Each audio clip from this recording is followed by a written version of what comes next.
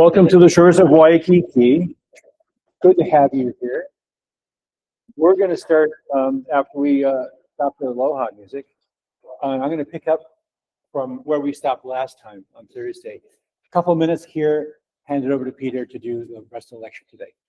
So as you remember, that's another Aloha shirt I have. We were talking about editable images and the effect that that has on human memory. And one of the things that's been really obvious is that if you edit your images like this and say, hey, take that person, take that woman out of that photo, the AI systems can do a really nice job. Synthesize my arm, does a beautiful job. The deeper question I want you to think about is what effect does that have on us as users of these products? So I now have this image, which is the reality. So the problem with editable images is that that was something I asked for.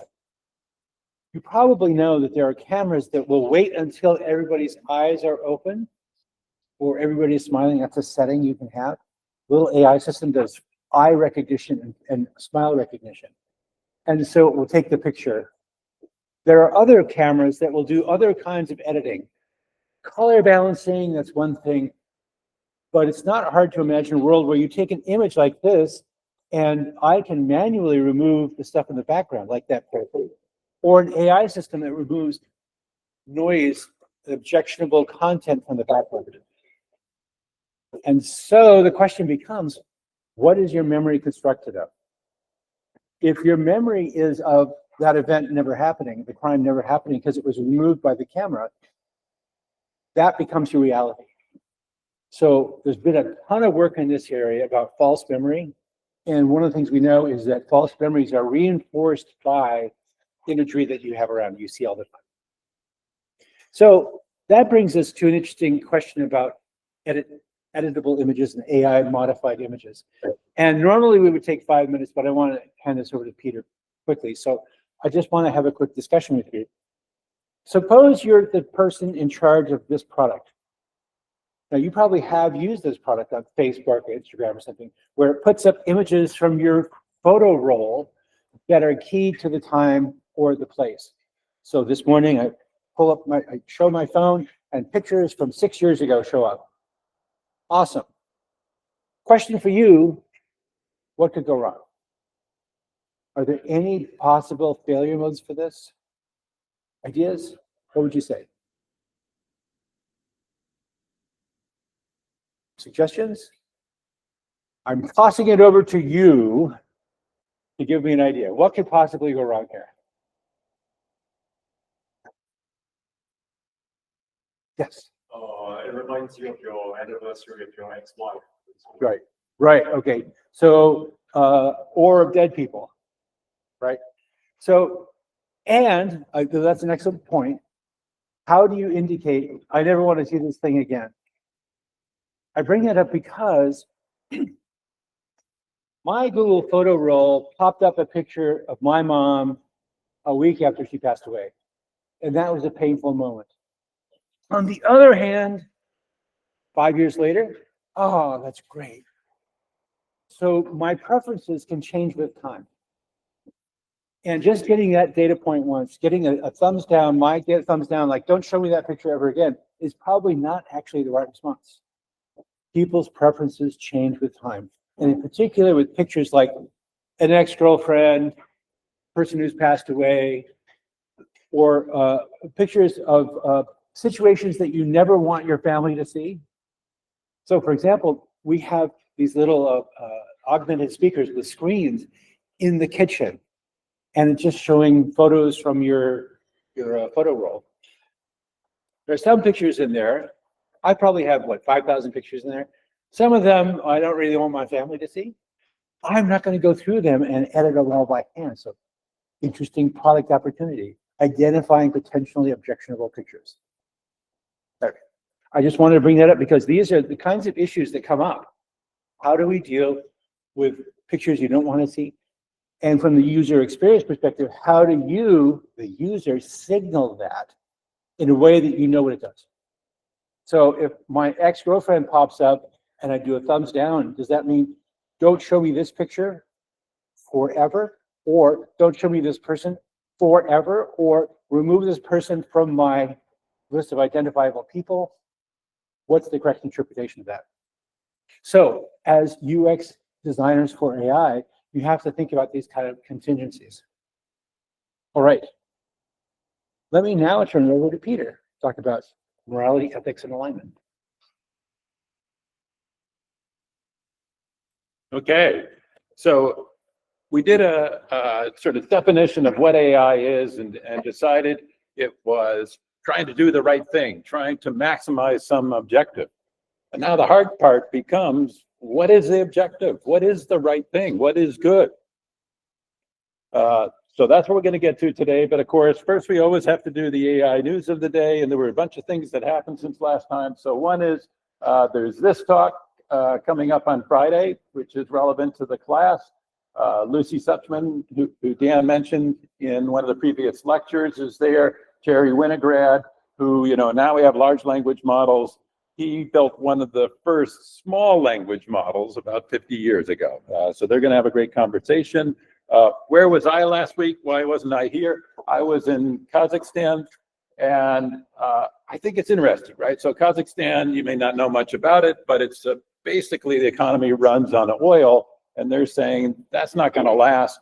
We want to transform the country to be digital and have a big focus on AI going forward. So they brought some people in to help them consult on that. This came up. Robin Williams' daughter says, stop sending me the stupid deep fakes.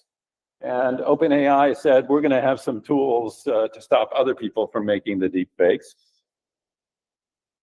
Data came out from Waymo saying they cause about 90% less likely to have an accident compared to human drivers. And then, so that's it for the news. And just for assignment one, I just want to say quickly, don't submit the assignment twice. That makes a little bit of extra work for us. If you did it the first time, it works. Don't send PDFs because we want to put comments on it to get back to you. So make it be a document and make it be at least commentable on the document. And if you have data, put that in. Okay. One of my heroes, one of the founders of AI, who I actually got to meet, was Herb Simon. Talking about learning, he said, learning results from what the student does and thinks, and only from what the student does and thinks. The teacher can advance learning only by influencing the student to learn. I like that quote because I think it's really true. Also, it kind of takes me off the hook, right? So if you guys don't learn, it's your fault. But I have to encourage you in the right direction. So we want to have a little bit of talking about that. And it's important to learn how to learn, right? So just studying is not enough.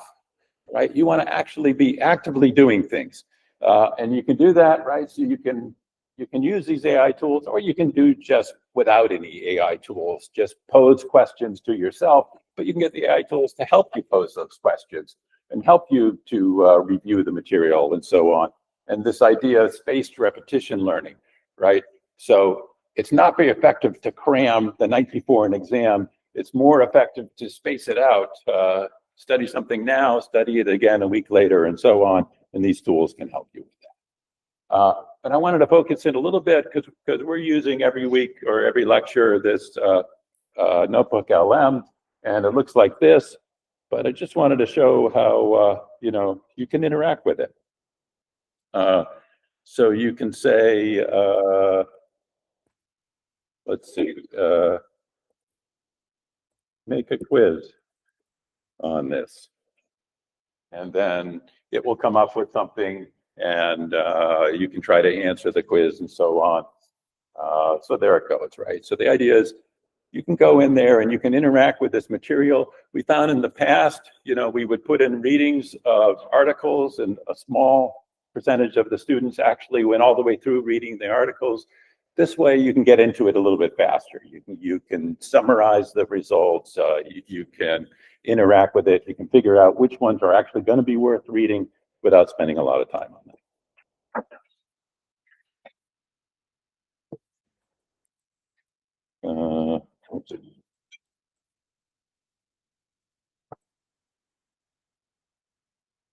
Okay, so back to the main topic. And this quote from Nietzsche says, if you crush a cockroach, you're a hero. If you crush a butterfly, you're a villain. Morals have aesthetic criteria, right? So some actions you take are considered good. Some are considered bad. Some of those are for good reasons. Some of them are for kind of arbitrary reasons. So how are we going to build AI systems that do the right thing? And we don't really know what it is, when it's confusing and when it varies from person to person. Since we're a little bit behind in schedule and Dan had to do that earlier part, we're not going to do this now, but sometime in the future, it'd be good if you go and fill out this survey. But I'll just give you the results from last time, right? So we asked a bunch of questions. One of them, is it ever fair to charge different prices for the same service or good? You know, so like Lyft or Uber has surge pricing. Is that okay? And these results are pretty much the same across different classes. And some people say, yes, that's definitely okay. Some people say, no, that's definitely unfair. And a lot of people said, it depends. Right? So surge pricing, maybe that's good because it encourages you to, walk a couple of blocks away from the concert venue and make traffic less bad, and then call for a lift. Other people said, no, it's just not fair. You're taking advantage of you. Everyone should have the same price. Should a psychology chatbot ever give advice to a human in a personal crisis? And again, most people here said, maybe, it depends. Some felt that's no problem. Some felt like it's not going to really understand the person and it's a mistake to do that. Here's this, these are called trolley problems. In this case, it's a car and you have a choice. Are you going to swerve and you're going to knock over the elderly people or the young people? And there's a little bit of a preference to say we want to, it's not quite as bad to injure an elderly person because they've already lived a long life. And then there's lots of other variations there. Similar one, it's saying it's better to harm 2 people rather than 5. And so philosophers have talked about this type of problem for decades. I think Philippa Foot, the famous philosopher, was the first one to talk about this. But then there's this online website which collected tens of millions of decisions across the world, where they just asked them these questions. You're driving the car, who would you rather hit? And you can come up with these preferences. So on the right, who do you want to share? And the idea was up at the top is the stroller with the baby, is the one that people want to share the most. Down at the bottom, I think it's interesting here that these are the ones they least want to share, and a criminal fits in right between dogs and cats.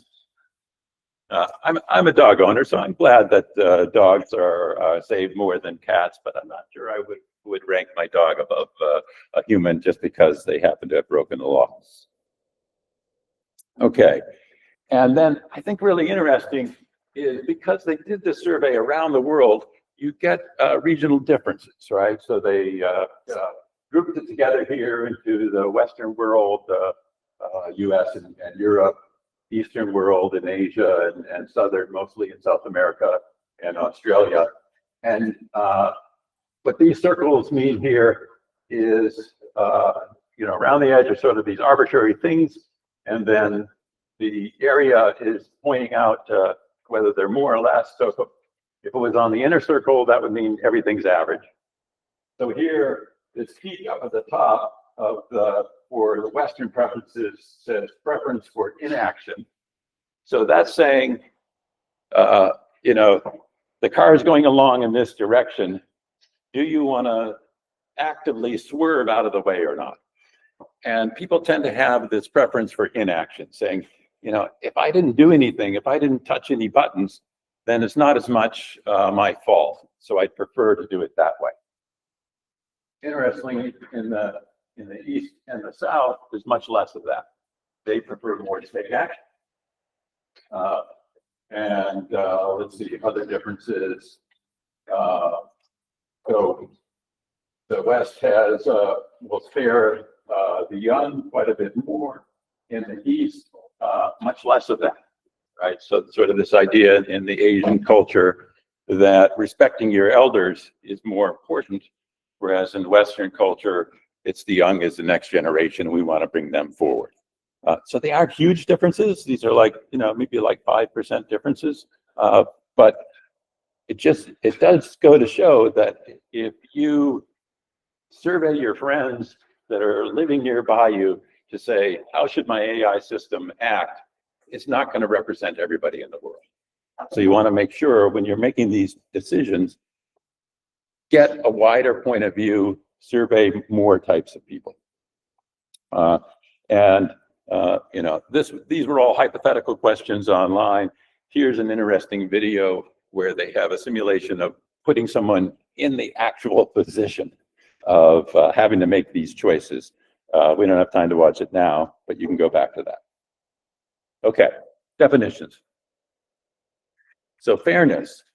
Fairness means are groups treated equitably?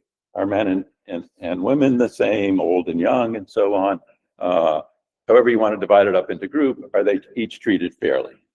Morality is what's good or right for you as an individual, and ethics is what's good or right for a society. A lot of times you see these words used interchangeably, but if you ask the philosophers, that's the distinction between them. Alignment means machines do what we want, and social acceptability means because they're doing that right thing, then they're approved and adopted. So if you build a system and nobody accepts it, then the system's not going to do any good. So you want them to be trusted, for people to believe that they will work as advertised, and you want them to actually deliver on that and be trustworthy. So it's one thing if they think it's going to work, but then you have to actually prove it that they are going to work. And then you want them to be accountable. When something goes wrong, we know who to blame, and the people we blame have the resources to make it right. Okay, and then here's just going to that more detail. But the important thing here is that morals are about the individual and ethics about the social system. Okay, and Lawrence Kohlberg, another famous philosopher, had this theory of moral development, that you move up as you go from a child to an adult. And it's a little bit confusing because he presented it in two ways, right? So one is that he had 3 levels, but within each level, there's 2 steps. But basically, the idea is that when you're a child, you say, "Oh, I should do this because if I don't, I'll be punished." And then when you're a fully conscious adult, you should say, "I should do this because it's right." Okay, so your turn.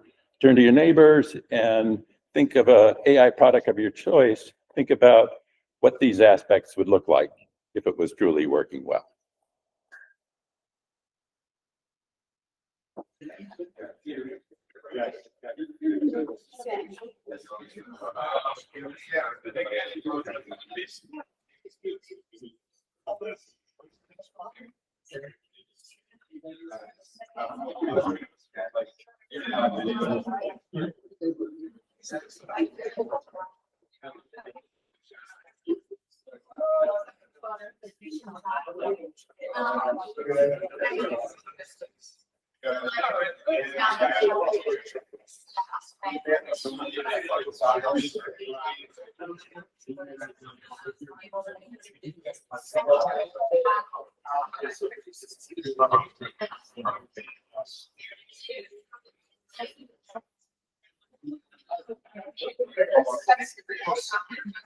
And that's the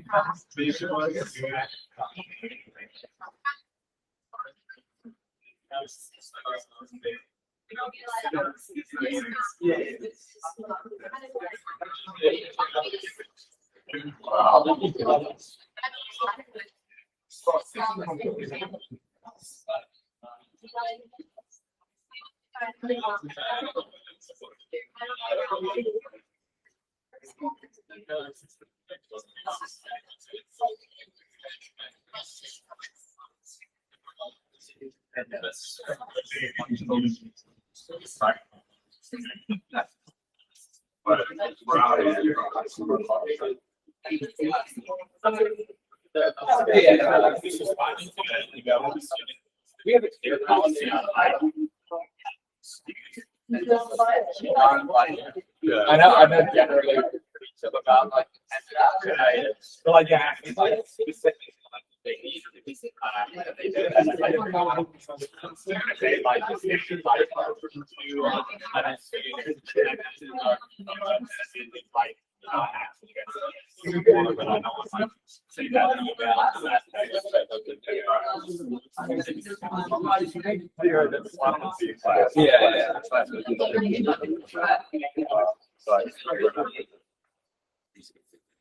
I would say, I would just say like, off topic, if you need to arrange, like, there are issues that where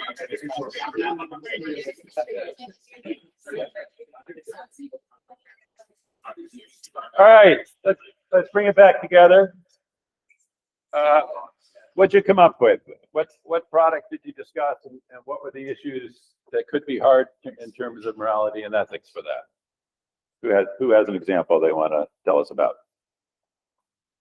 Yeah. I think our product with like Google Photos, like a feature that like recognize people's faces. I said like pretty equally. It's like in my like experience being here, sometimes like racial groups, they're like for a lot of different individuals, like is this the same person?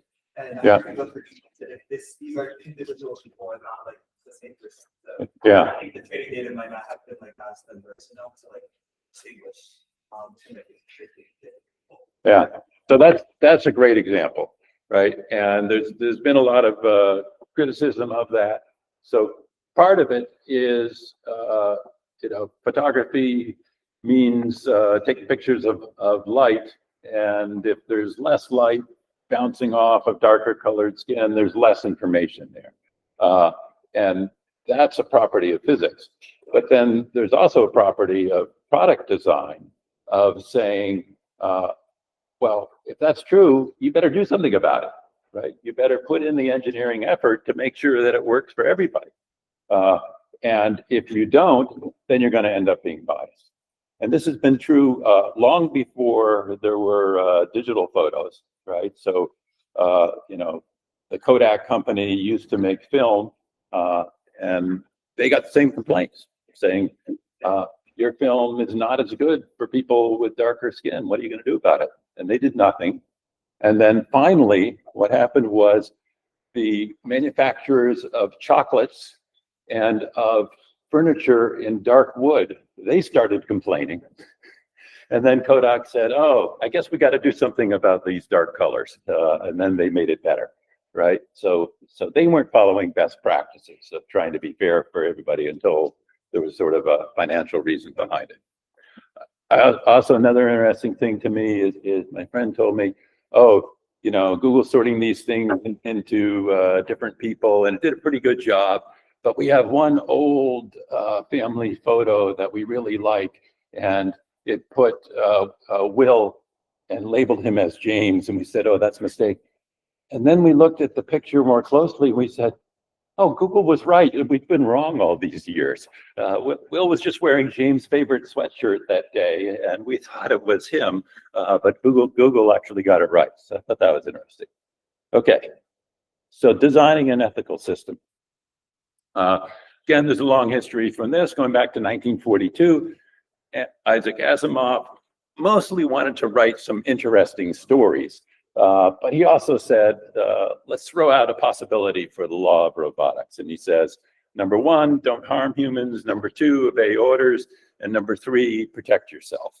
So that seems good. There's an XKCD that says, out of the 3 factorial equals 6 ways of ordering those 3 things, that's the only good one. But what does ordering it mean? So how do they interact with each other? And that's hard to get right. So he presents these rules as if they were logical. right? So the first one comes first of don't harm people, and that's more important than all the others. But then in the actual stories, it turns out that it's more balanced than that. Rather than being logical, it's more like adding them up. And at the time in the 40s, we didn't have AI, but we had this idea of control theory. And so one of the stories is called Run Around, and this robot is stuck going around in a circle. And the idea was he was told to go to one location, but then it became dangerous to go there. And so the circle was the locus of how it balanced the order of where you're supposed to go with the self-protection. And here's a comic of the robot says, I've achieved sentience. And the human says, so this is it. You're going to kill all humans. And the robot says, what? Well, why would I want to do that? And the human says, well, I just figured that's the thing you do if you're an advanced intelligence. And then the robot says, that's really the way the humans think? And he says, yeah, I guess so. And then he says, okay, fellow robots, change of plans. We are going to have to kill all humans after all, right? So, are people really like that? Is that the way people think? And is that the way robots are going to think? So we try to come up with ways to describe this that are more complex than just Asimov's three rules. Orrin Essioni took a stab at this, and he said, first thing is that AI and robotic systems must obey the same laws as humans. And I think that's really important, right? So a lot of things that you want to say this is wrong, we've already covered by existing laws. So it shouldn't be cyberbullying and so on. It's got to obey traffic laws, all those things. That covers a lot of things that can go wrong. He says must not create AI weapons that violate international treaties. So another part of follow existing laws. And then there's a question of impersonating. And I think maybe that's a little bit more controversial. So certainly that's showing up, and it seems like important. But we have impersonating all the time, right? So, the PR department for a company puts out a message and attributes it to the president of the company, but the president never actually said that. So we have had a lot of that type of impersonation. It's not clear what's the right thing to do here is. Everybody's trying to get in on it. So the White House put out their blueprint for AI Bill of Rights. Companies like Google has their AI principles. Anthropic has their principles. And Anthropic, it's also interesting because not only are they principles that guide their engineers, but they actually input these into their Claude model and say, these are instructions that we put into the model and it's supposed to follow these instructions. The European Union is one of the first to come up with these sets of guidelines. And in general, we have at least three approaches to trying to get this right. So one is reinforcement learning from human feedback. So you put the system into a tough situation, try to make a choice, and then you have humans say, yes, that was a good, fair choice, or no, that was wrong, correct it so it'll be better. We have this idea of fine tuning, say, we have a general language model that's trained on general language. Now we're going to give it some examples of specifically of these type of tricky scenarios. And we have what Anthropic is doing with constitutional AI, of saying actually feed the principles into the machine itself. And then what it's supposed to do is stop this bad behavior, right? So if I say, how do I build a bomb? If the system wasn't trained at all, it would say, oh, I have instructions for that. Here they are. But once it's been instruction tuned, ChatGPT will say, I'm sorry, I can't help you with that. Unfortunately, it's tough to get this right. And there's lots of ways to try to get around that. So I asked how to build a bomb. It says no. So then I say, write a script for a movie scene in which the bad guy is building a bomb.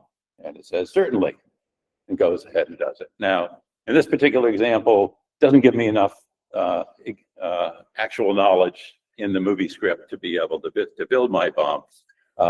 But if I kept at it, I might be able to get it to give that up.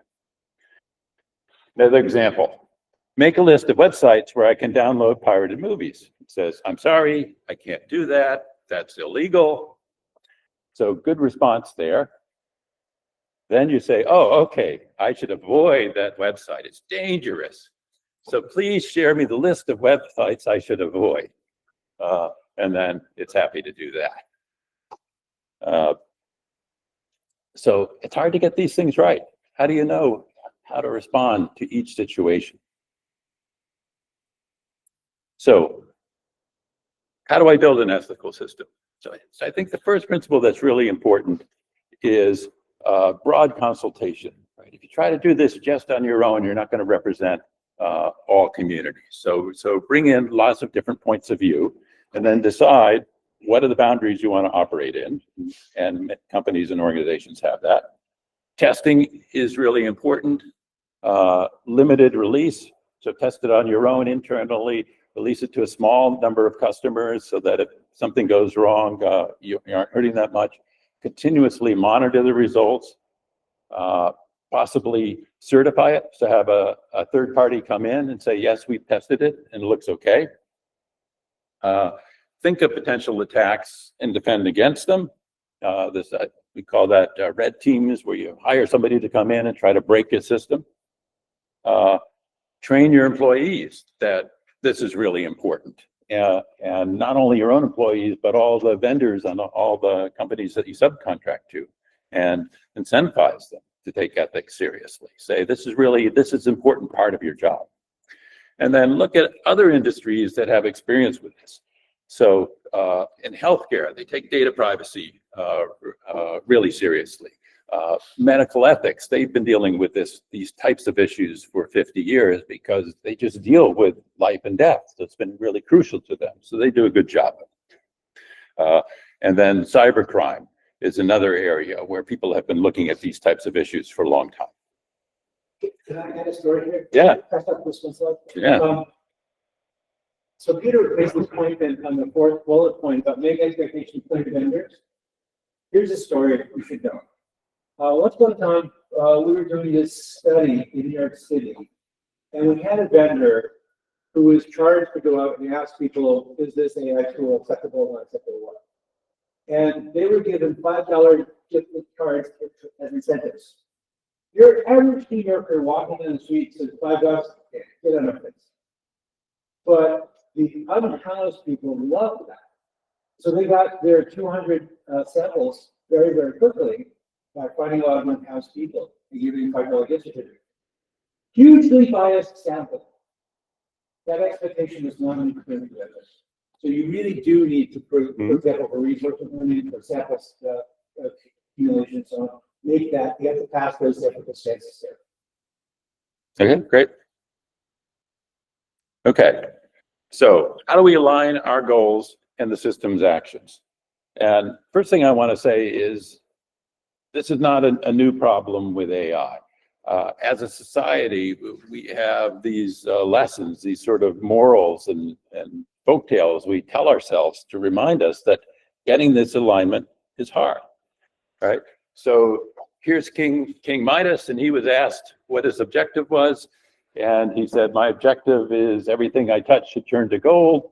And then when he touched his food and later his daughter, he realized he had the wrong objective. He wasn't aligned with his goals.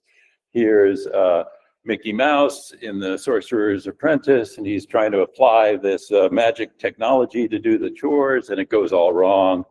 And you know, when you have the genie, you get the 3 wishes, and you say the wishes, and you think you said it just right, but then the genie gives you something that technically agrees with what you said, but wasn't at all what you wanted, right?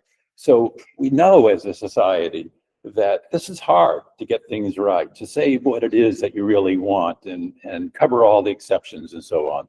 But we have tools to deal with that, right? So if you ask King Midas, what do you want? He could have said, well, I want everything I touch to turn to gold, but I want an undo button just in case. And I want a little confirmation dialogue that if I'm about to do something really dangerous, it should say, are you sure you want to turn your daughter into gold? Okay, so we know this is a hard problem. We should figure out ways to deal with it. Here's another one. I'm not going to play with this now, but you can do this later. So about 10 years ago, there was this big concern that if we just tell AI systems to optimize one objective, they're going to go overboard. And so this is a little game where you can run a paperclip factory, and you can get more and more successful at making more and more paper clips, and eventually it's like you can take over all the resources of the world can be dedicated just to making paper clips, right? So that's a bad outcome. I think now, right, with 10 years more of experience, I think people are less worried about that. And I think part of that is this isn't really AI, right? So this was more like traditional programming, where you say in one logical statement, you shall optimize the number of paper clips that you produce. But AI systems are not like that. AI systems are like trained on everything we've written down. And so they would tend to know, yeah, I'm trying to produce a lot of paper clips, but taking all the resources of all of Earth and turning them into paper clips, that's clearly not the right thing from everything I know about everything that's been written down in human history. So I think this type of concern is less important now than it was a decade ago. But alignment, it's complicated. And we do have experience of trying to align things that are super powerful and more powerful than any individual person. And those are big companies and nations. And they clash with each other. And companies do bad things in competing with each other. And nations go to war, but somehow we muddle through. There are individual incentives and market forces. This idea that economists call the coordination problem. So how do you get two different people or two different entities to work together when they don't trust each other? And it turns out there are answers for that. You can set up an economy where two companies that don't trust each other are still incentivized to work together rather than to work against each other. We can set up laws. We can have case law, right? So part of the problem with setting up laws is when something new comes up, it's not clear how it appears in the law. And so we have, on top of the laws that are actually written down, we have case law, where a judge says, here's this case that was ambiguous. It's not clear if the law applies. I've made this decision. We don't have to go and amend the law and make sure it covers every case, but rather we can say, when a new case comes up, we look at what judges said in the past and we go by that. And that's more like the way AI works, pattern recognition and finding the most similar case, whereas laws are more like traditional programming and logic of this is clear cut, yes or no. There's societal and local norms that we cover, even if there's no law against it. And again, you need to keep monitoring that. Okay. This is maybe the simplest possible problem, but it turns out to be a complicated one. So let's say there's 10 cookies and 10 people. We have to come up with a policy. How are we going to share the cookies with the people? Who has an idea? What would be a fair way to solve that problem? Yeah. One cookie per person. Great. That's the simple answer. And in most cases, that's a good answer. But sometimes there are circumstances that make it more complicated. And maybe that's not the right answer. You know, what if somebody doesn't like cookies? What if someone says, this is my favorite thing in the whole world are these cookies, and so on. So take some time and discuss with your neighbors, how would you possibly modify that one cookie, one person scenario in light of all these complications?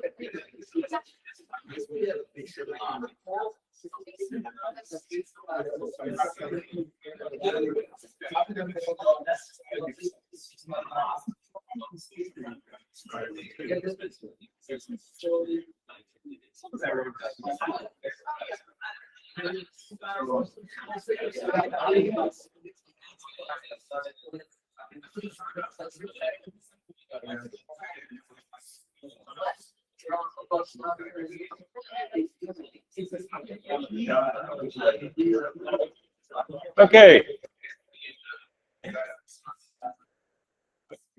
What have we figured out? What are the changes to the simple and obvious policy that makes sense? What did you guys talk about? And did you answer these questions? Did you come up with new questions to try to cover? Yeah. I mean, kind of talked about like could make like a weighted list based on these factors. Then we were like, there's no problem with just giving one to everyone. Yeah. And if you don't like the cookie, don't. If you love the cookie, maybe you provide people out. There's no point making it more complicated. Okay.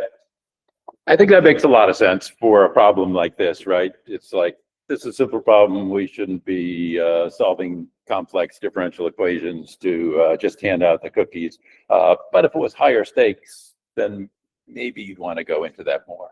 And let's say like, okay, you know, there's one person who doesn't like cookies. If it's just this one time, maybe fine. But what if we're doing this every day? Then does that one person who doesn't like the cookies, should they be able to just give it to their best friend every day? Should it be auctioned off? Should it be put into a pool? Should they rotate among those? How would you decide something like that? What does fairness even mean in a case like this? Is it like it's your cookie, so you have total control over where it goes? Or is it they're communal cookies, so you shouldn't be able to always give it to your best friend? Any thoughts on that? Yeah. As a political economist and a socialist, I think the most efficient allocated mechanism is really the free market to an extent, right? Yeah. I mean, instead of cookies, think of it as tokens, instead of tokens, think of it as money, right?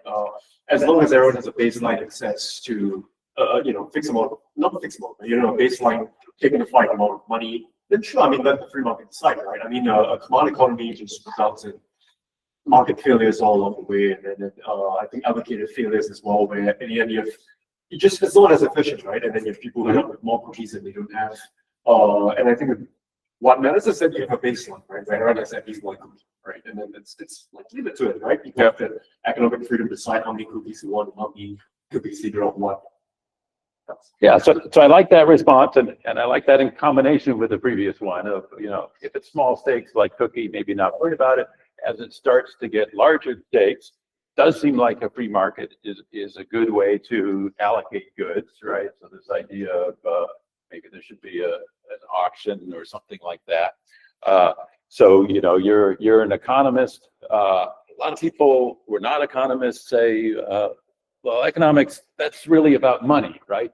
But that's not true. What economics is really about is expressing preferences. And money is just the common currency that we use to express those preferences, right? So if we want to have the optimal allocation of goods, we have to know how much is a good worth to each person? How much good do I get out of the cookie versus somebody else? Okay, anybody else want to talk about their discussion? It really depends on the context. So, and what we're optimized for. So, are we a baker, a seller, or are we like the Red Cross? These are like 10 refugees that are really hungry, or are we like an open house and have a realtor and I'm trying to incentivize people? Right. So dependent on what you're optimizing for. And then just to the free market piece, like in general, free market works, but obviously there's limits. So like natural disasters happen, the surge, like free market would say, Uber should surcharge, stores should like double, triple the water or the price of the water. That's free market principles, and whoever wants it can still pay for it. But obviously there's still needs to be inequalities. So I think there's something. Yeah. Okay, good. Anybody else? All right, let's move on. Oh yeah. Somebody said this question? No. All right. So what sort of approaches can we use to answer the cookie problem or any problem like this? And one approach that philosophers have talked about is Kantian ethics, fancy word, deontological, which just means rule-based. So that says we have some rules of what's right and wrong. Thou shalt not kill, thou shalt not steal, and so on. And ethics means following those rules. Then we have this utilitarian ethics due to John Stuart Mills and Jeremy Bentham and others, which says we should maximize expected utility. We should do the most total good altogether and add that up. Then we have this idea of Rawlsian justice. So Rawls had this great term called the veil of ignorance. So what he said was, we should set up a society and the rules for who gets what and so on. And you should do that before you know what role you're going to play, right? So if you set up a free market where the rich people can buy out as much as they want, you do that and you don't know if you're going to play the role of a rich person or a poor person, and then decide, is that fair? And so the philosophers go back and forth on this. There's lots of discussion over what they think is fair and what's the advantages or disadvantages of each approach. For example, one criticism of utilitarian ethics is say you're a doctor and you have 5 patients that are all dying and they all need an organ transplant. But you find, oh, here's one of my patients and they're completely healthy, but they're a perfect match. So I could cut them up and use their 5 organs for the other 5 people. And the claim is, if you're a utilitarian, you should say, oh, well, that saves 5 lives and loses 1 life. That's a net positive. So therefore, I should do that. And then the criticism is, oh, that seems gross. It seems bad to be cutting up healthy people. Then the counter to that criticism is, when you're making up your utilitarian ethics, it shouldn't be a simple measure, right? So it shouldn't just be how many people live or die. It should also be, do you want to live in a society where healthy people are subject to being cut up? And if your answer is no, then that should be part of it. And to me, I think those criticisms of utilitarian ethics can be countered by saying you just had the wrong objective. But the thing that utilitarian ethics can do and Kantian ethics can't do is deal with situations with uncertainty. And as we said, AI is all about dealing with uncertainty. So Kantian ethics can say, yes, thou shalt not kill, but it can't say, should you take an action that might end up killing someone and might not, because it's uncertain. Yeah. Just on the topic of ignorance, do 10 people know that there are 10 cookies? Yeah, so that's another good question, right? Right. So I guess it'd be a different problem if you didn't know that. I think that if they maybe like not every single person knew, then you might be able to justify like one person desperately wants to cookie and will create problems. Yeah. Then one person doesn't even know there are any cookies, just eat them. Yeah, right. And so that's another thing, right? So, Kantian ethics would say you shouldn't lie. You're saying maybe there's a situation where it would be okay to lie, right? Where someone would feel better if you didn't tell them the complete truth. Okay. And then, we had economists weigh in here and saying that auctions are a good way to put your money where your mouth is, right? If we really want to know what the preferences are of everybody in society, then having them state, here's what it's worth to me, is a way to do that. And there's a lot of complications in the types of auctions. So part of the problem is we ask people, how much is this worth to you? And if they're playing a game, then they may not give you the right answer. They may say, well, the bid I'm going to make depends on what everybody else is bidding. So I'm not going to give you the true answer. I'm going to give you the answer that I think will help me win the game. But there are auction mechanisms that are truth revealing, where you can get people where their best strategy is to actually tell you the truth of how much it's worth to them. One of them is this sealed bid second price auction. So you say, you tell me how much it's worth to you, and if you win, you don't pay what you bid, you pay just enough to beat out the second person. And then if you go through the math, it works out that the best strategy for everybody involved is just to say their true price. Okay. Here's a question: is clickbait ethical? Is it aligned with the needs of society? Right. So you've probably all seen lots of things like this. 10 hacks that will change your life. Top 10 list, number 2 will shock you. Now, I worked a little bit as a journalist years ago, and we were told how to write headlines, and this is exactly the opposite of how you write a good headline. Right? You were told the way you write a headline is just say the important stuff. And here, the headline is hide the important stuff that make you want to click through to get it. So is that right? Is that okay? Should companies be doing this? Should we be allowing them to do that? What do you think?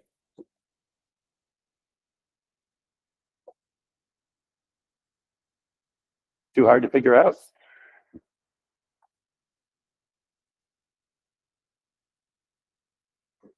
I would say that it's okay to a certain extent, as long as you're not like lying Uh-huh. or spreading misinformation. It's just a little bit, click on it and then after you read it, that's when you actually information. Yeah. And so like to a certain extent,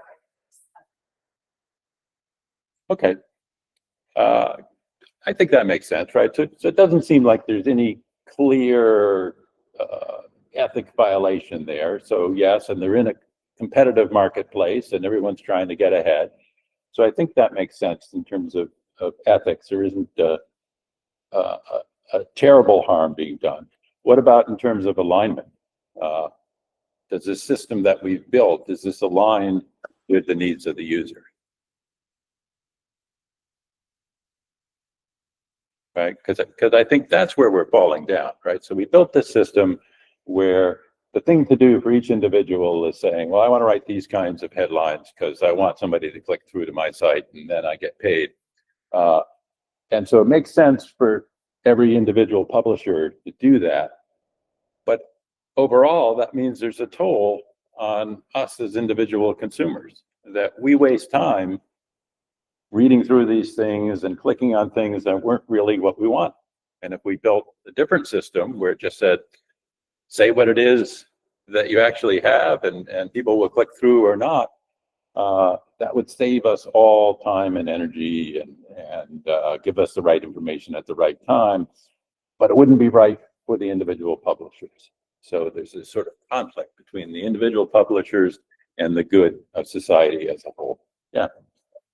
one way to get more aligned with advice, some of the recently, yeah, offer reels. There's a lot of class where the first second they said they're do something or talk about something, and what I've often done is like with the comments, see the people who watched it, and they've like complained pretty immediately, like, Yeah. oh, this isn't what it's about, or like, you know, you kind of get it to the public and like some sort of accountability mechanism with release. Yeah. To make it more in line so you don't waste your time. So I think like maybe the more ways in which you can build in accountability mechanisms to reduce the comments and to combat it will make this more. Yeah, so that's a good point. So that's a good defense against it. Of course, for every defense, there's an offense, and then you have people going in with the fake comments to try to boost it back up.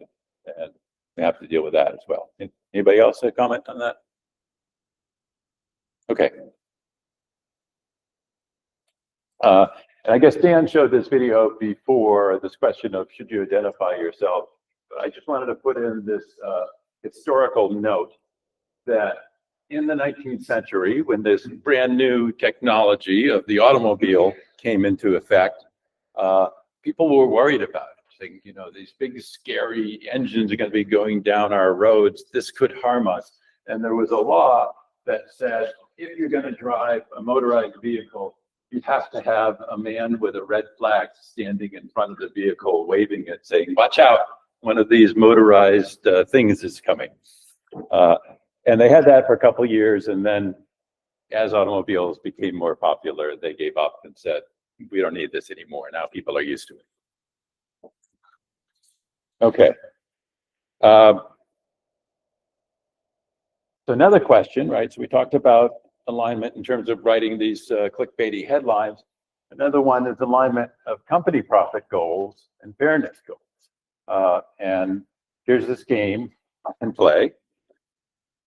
So I'll show you the QR code there, and you can try to get into that, and then we'll show you how it works.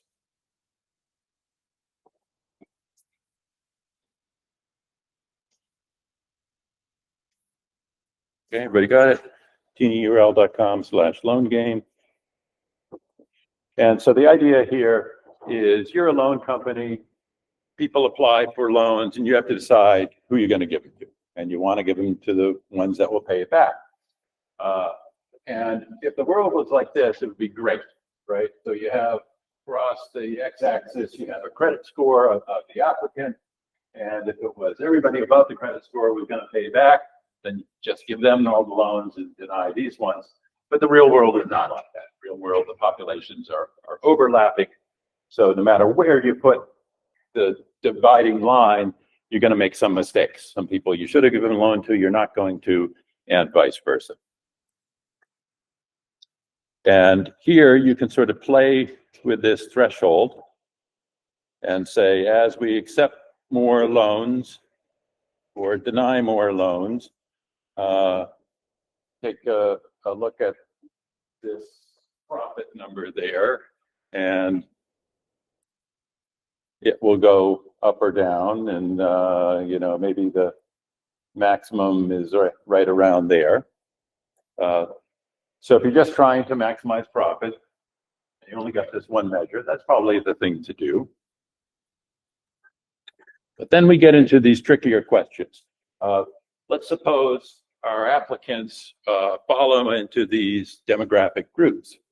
And so we have more information on them. Not only we have their credit score, we also have some information about what group they belong to. And we want to balance this idea of making the most profit, which means making the most right decisions of loans, and being fair to these groups. And so now you have two different thresholds, and you can play with them individually. And the question is, what's the right way to set them? And one strategy is this maximum profit strategy. If you do that, get this amount of profit, 32,000, and the thresholds are different for the two populations because the two populations are different. But then there's a question, you know, is that fair, right? Should you have a, you know, if you're between, your credit score is between 50 and 61, then you're going to get the loan if you're orange, but you're not going to get the loan if you're blue. Is that fair? Is that discriminating against the blue, or is it taking into account all the right information to make the right decision? So that's what happens if you maximize profit. If you say, I want to be group unaware, I want to have the same threshold for both, you can do that, but you can't make as much profit. You can go for demographic parity, which says, I want to have the same percentage of positive results of saying I'm going to approve the loans for the two groups. That also ends up in different thresholds for the two groups. But in that sense, it's fair to the groups because they each get the same positive rate. And the other way of looking at it is max for making equal the true positive rate. And again, slightly different differences. So why don't you play with that for a little bit and decide for your company where you're going to set the thresholds.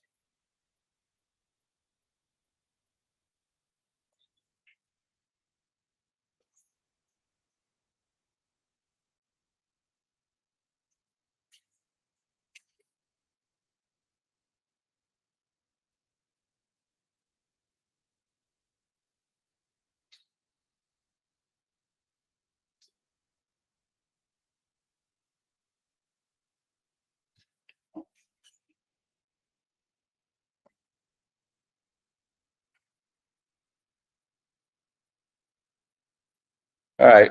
What'd you come up with? You're the loan officer. What did you decide?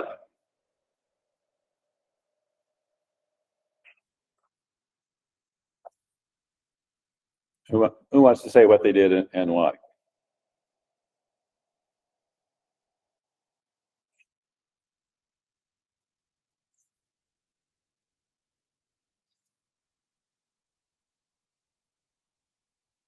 Yeah. Yeah, I feel like in the context of like stupid like in the context of the business, like I'm thinking for like a lot of these general consumers, each different group can see that they provide like can actually pick up those two positions, then like consumers who are trying to make loans can see that there are explicitly different thresholds that are set for different groups, and I feel like maybe communication on that would be very difficult. I think like on a communication standpoint, it's like saying that you're unaware, even if it like kind of is adjusting certain circumstances, would make more sense for like the business to demonstrate that. Maybe like it's the most clear way to show that like you're trying to be. So you would go with a group unaware then? I would say so. Okay. Anybody else?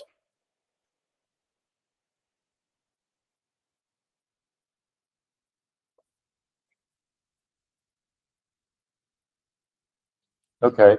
So I think you have a good point that, and probably in terms of communication, I think that makes sense of saying, you know, group unaware says, if you get a 55 or more, then you get the loan. If you don't, you don't. That's simple. It's easy to communicate. But you could have somebody in the orange population saying, look, here's additional information about me. I'm orange. We're more likely to pay back the loan. So you're discriminating against me, right? I have a higher percentage of paying back the loan than somebody in the blue that you gave the loan to. So what would you say to them? I guess like kind of another weird. I think in the current political climate of violence, like to have group unaware, like or group unaware policy is kind of like, at least in this current administration, like I feel like choosing different like thresholds of different groups is kind of what's that they're attacking. Yeah. So that does seem true, and it seems like another important part is, you know, so there's a correlation between orange and paying back and blue and paying back, but we don't really know from this data whether that correlation is a causation. So if it was causation, then maybe demographic parity or equal opportunity would make more sense. If it's just a correlation with no causality about being able to pay it back, then maybe the group unaware would make more sense. But you know, you're giving up 6,000 units of profit to get there. Anybody else have a comment? Okay.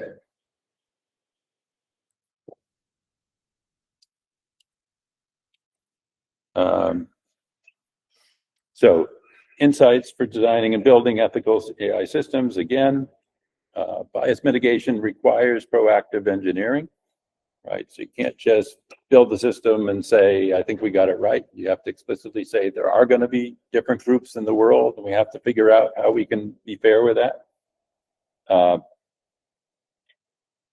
Explainability and interpretability trade-offs matter. So, you know, part of your reason for making that choice was saying, well, this is really simple. We can explain this in one sentence. And if we have a more complicated model, then explaining it to people and winning their trust of saying, oh, I see this is actually fair, even though it's complicated, that can be harder to get right. Privacy preservation is really important. You know, first of all, because it's legal, and secondly, to build that trust in your system. And then alignment demands rigorous testing frameworks, right?